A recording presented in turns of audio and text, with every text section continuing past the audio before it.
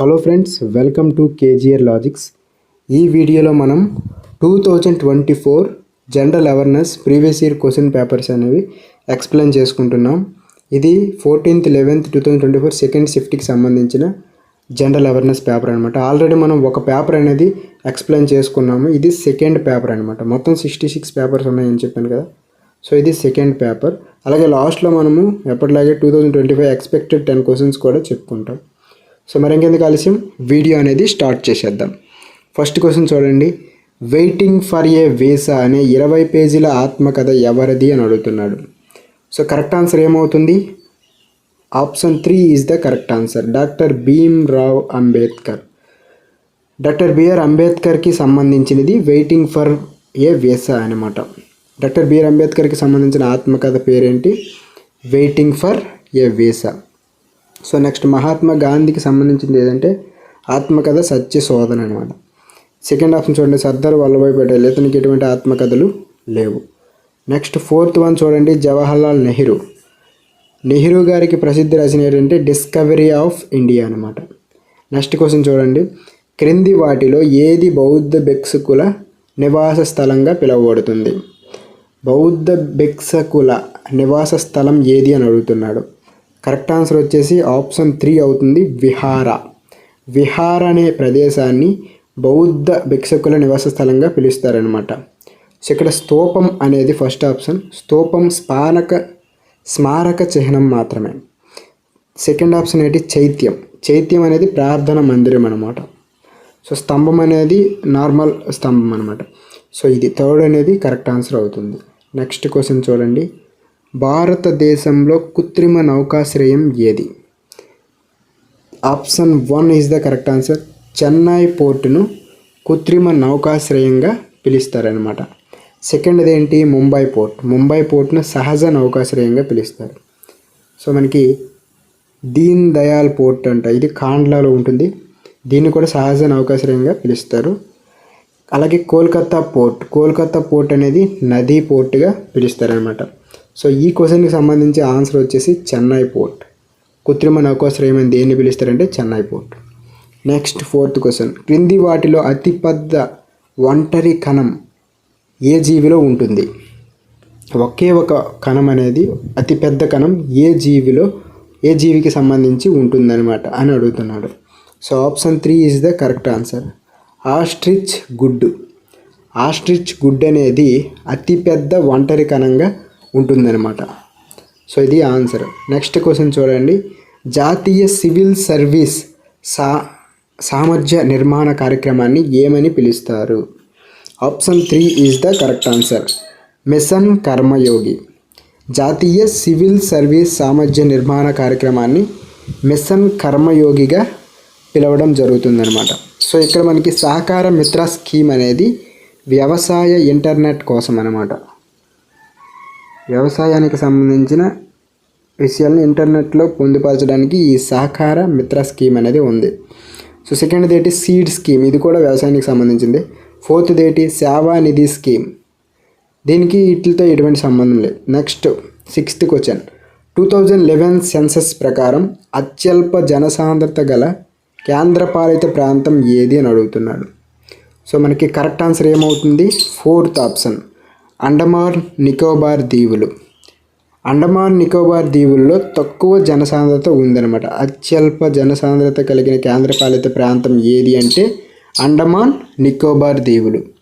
So మనకి 2011 census అనే topic నుండి పక్కాగా ప్రతి పేపర్లో కూడా ఒక బిట్ ఉంటుంది. సో ఈ టాపిక్ అనేది వెరీ వెరీ మోస్ట్ ఇంపార్టెంట్ అనమాట. సో ఈ టాపిక్ మీరు కంప్లీట్ చేయడానికి ట్రై చేయండి. నెక్స్ట్ లక్షద్వీప్ చూసుకున్నట్లయితే ఇది భూభాగం చిన్నదిగా ఉండటంతో లక్షద్వీప్లో ఎక్కువ జనసాంద్రత ఉంటుందన్నమాట. నెక్స్ట్ న్యూఢిల్లీ. ఢిల్లీలో చాలా ఎక్కువ జనసాంద్రత ఉంటుంది. నెక్స్ట్ ఏంటి? డామన్ అండ్ దీవ్. ఇది కూడా ఎక్కువ జనసాంద్రత కలిగిన ప్రాంతమే.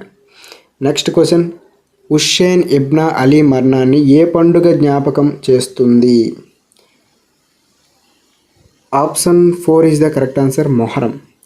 మొహరం పండుగ ఎవరి మరణానికి జ్ఞాపకంగా చేసుకుంటారంటే హుస్సేన్ ఇబ్న్ అలీ మరణానికి జ్ఞాపకంగా ఈ మొహరం పండుగనే చేసుకుంటారు.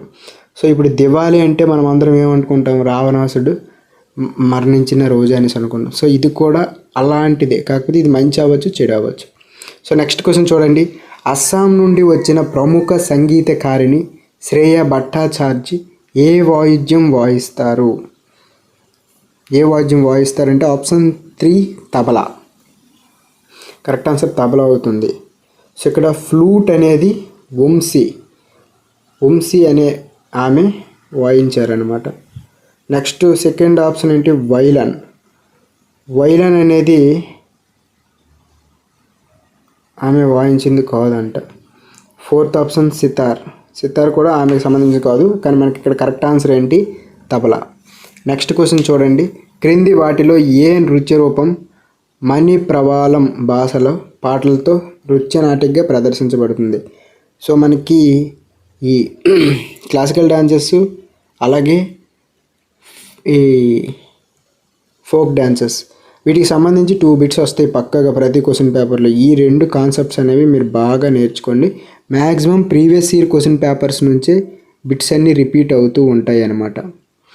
సో ఇక్కడ మనకి ఇచ్చిన క్వశ్చన్ ఏంటి, క్రింది వాటిలో ఏ నృత్య రూపం మణి ప్రవాళం భాషలో పాటలతో నృత్యనాటికగా ప్రదర్శించబడుతుందంటే Mohiniyattam. Option 3 is the correct answer. Mohiniyattam నృత్యంలో పాటలు అనేవి మణి ప్రవాళం అనే భాషతో రాయబడినవి అనమాట. సో నెక్స్ట్ కథక్ చూసుకున్నట్లుగైతే కథక్ అనేది ఉత్తర భారతదేశంలో పుట్టింది. ఈ కథక్లో ఉన్న పాటలు హిందీ, బ్రజ్ భాషల్లో ఉంటాయి అన్నమాట. నెక్స్ట్ సత్రియ అనేది అస్సాం రాష్ట్రం నుంచి పుట్టింది. సో అస్సాంకి సంబంధించిన లాంగ్వేజెస్లో దీనికి సంబంధించిన పాటలు అనేవి ఉండొచ్చు.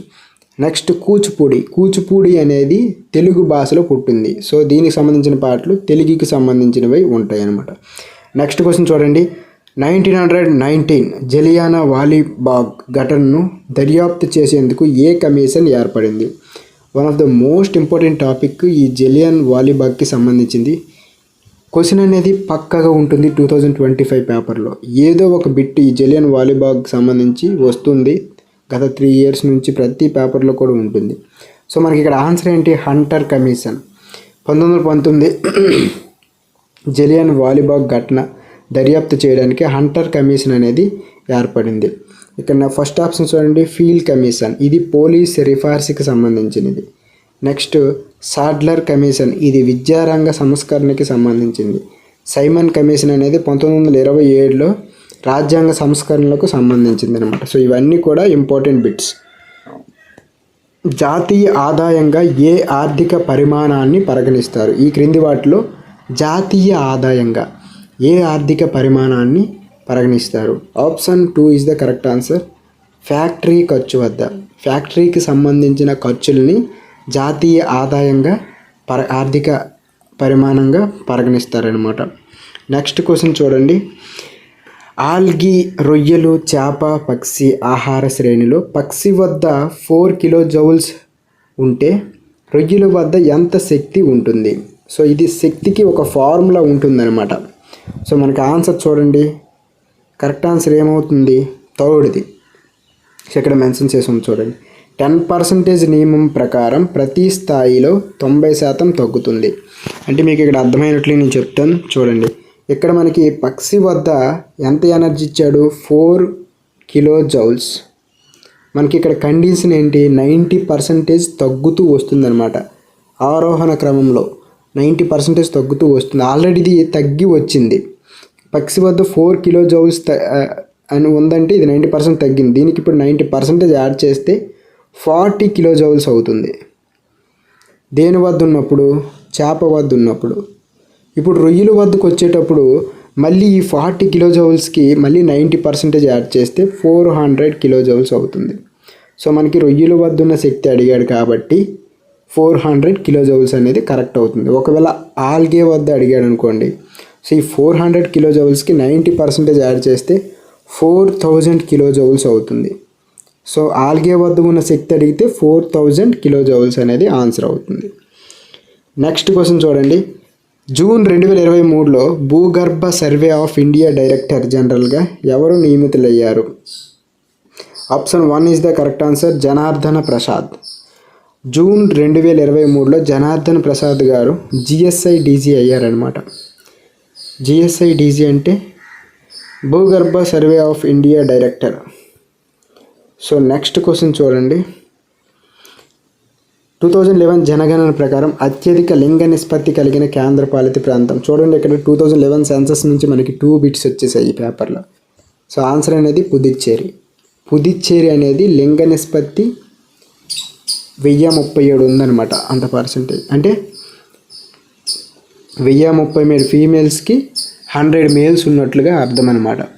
సో 2011 జనగణన ప్రకారం అత్యధిక లింగ నిష్పత్తి కలిగిన కేంద్రపాలిత ప్రాంతం ఏదంటే పుదుచ్చేరి.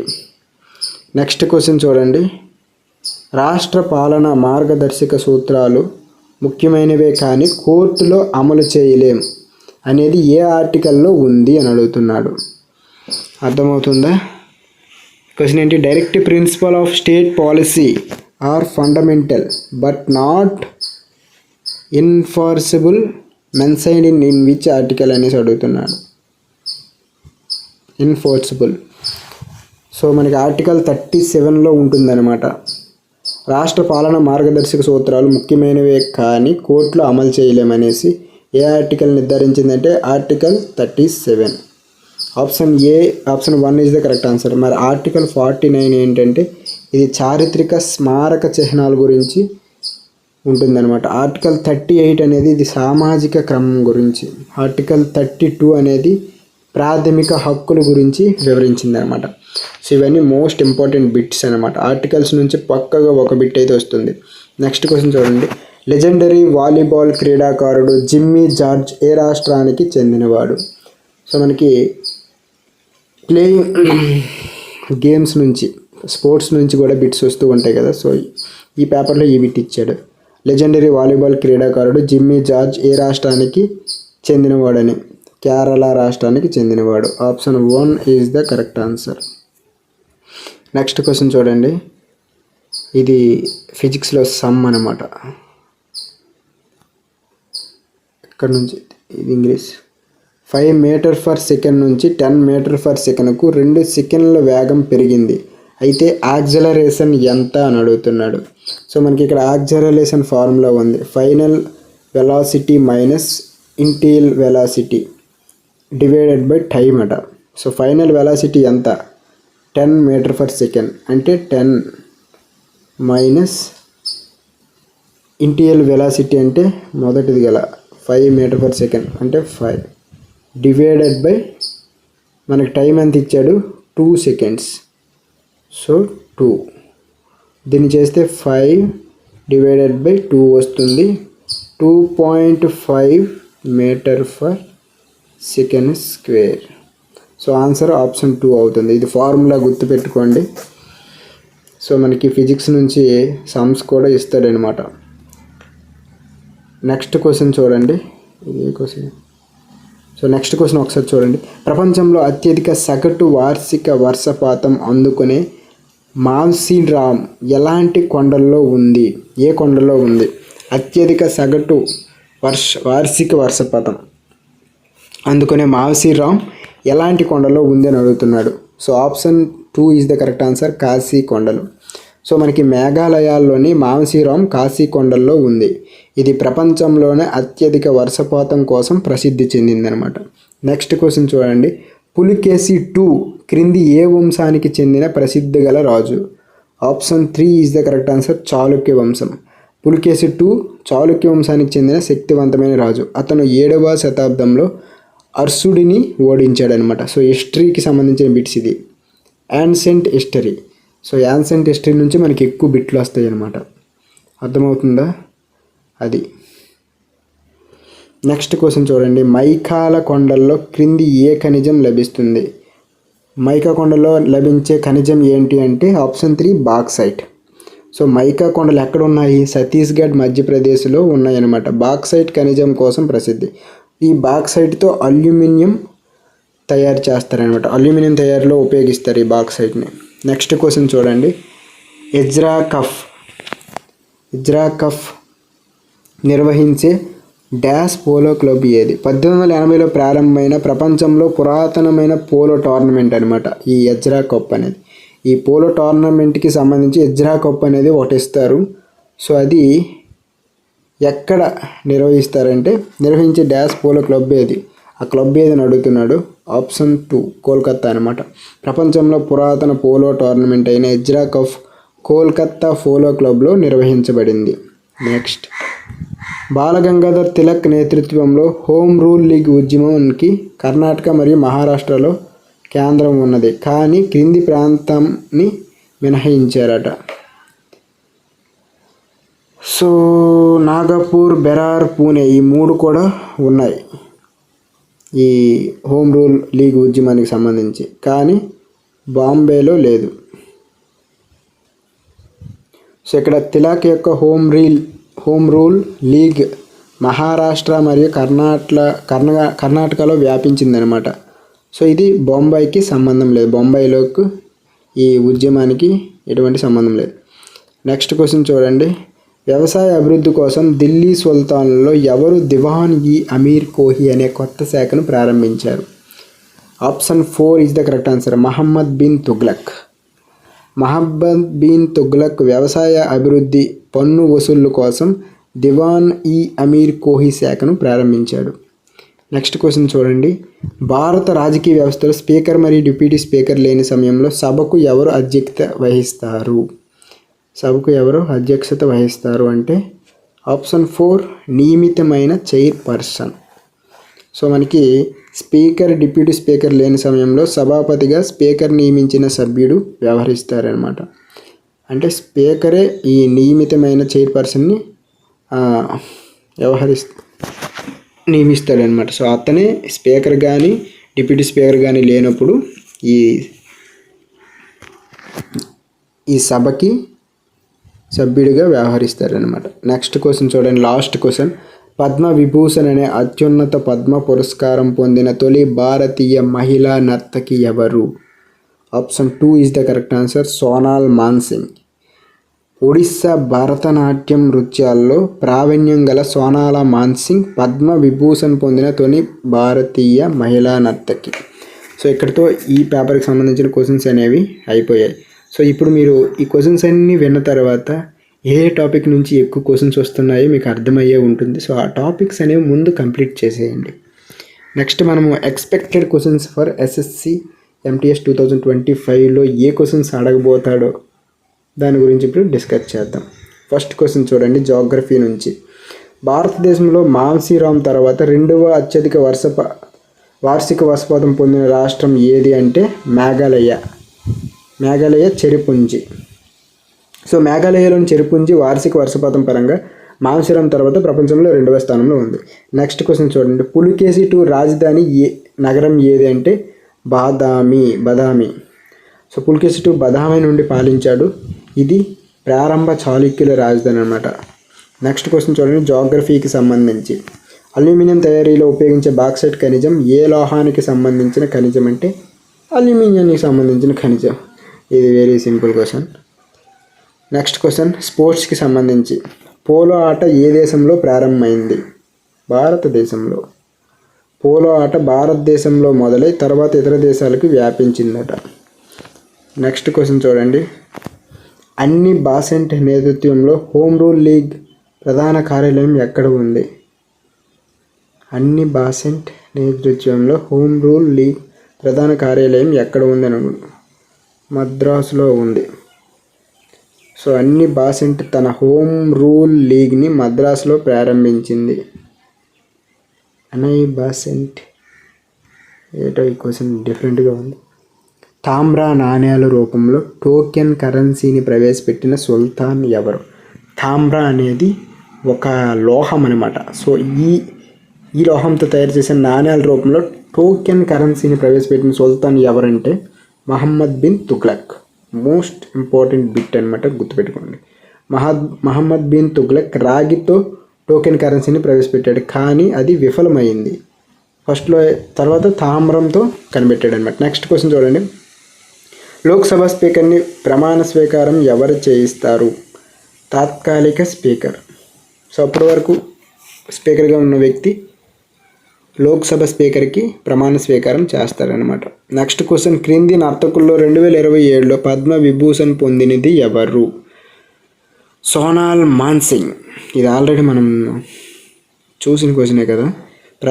ప్రసిద్ధ ఒడిస్సీ భరతనాట్య నర్తకి సోనాల్ మాన్సింగ్ 2022లో పద్మ విభూషణ్ పొందింది. నెక్స్ట్ 9th క్వశ్చన్, జాగ్రఫీ రివర్స్కి సంబంధించింది. బ్రహ్మపుత్ర నది యొక్క అతిపెద్ద ఉపనది ఏది అని అడుగుతున్నాడు. మానస్. సో మానస్ అనేది బ్రహ్మపుత్ర నది యొక్క అతిపెద్ద ఉపనది. లాస్ట్ క్వశ్చన్, పాలిటిక్స్ సంబంధించి. భారత రాజ్యాంగంలో ఏ ఆర్టికల్ అణగారిన వారి మీద స్పృశ్యత నిషేధం గురించి చెప్పింది? ఆర్టికల్ 17 అంట. భారతదేశంలో అణగారిన వారిపై స్పృశ్యత నిషేధాన్ని ఆర్టికల్ 17 రద్దు చేసింది. సో ఇక్కడితో ఈ వీడియో అయిపోయింది. ఇంకా బెటర్గా ఎక్స్ప్లెయిన్ చేయడానికి నేను ట్రై చేస్తాను. ఇంకొక వీడియోతో మళ్ళీ కలుద్దాం. అంతవరకు మన ఛానల్ని తప్పకుండా సబ్స్క్రైబ్ చేసుకోండి.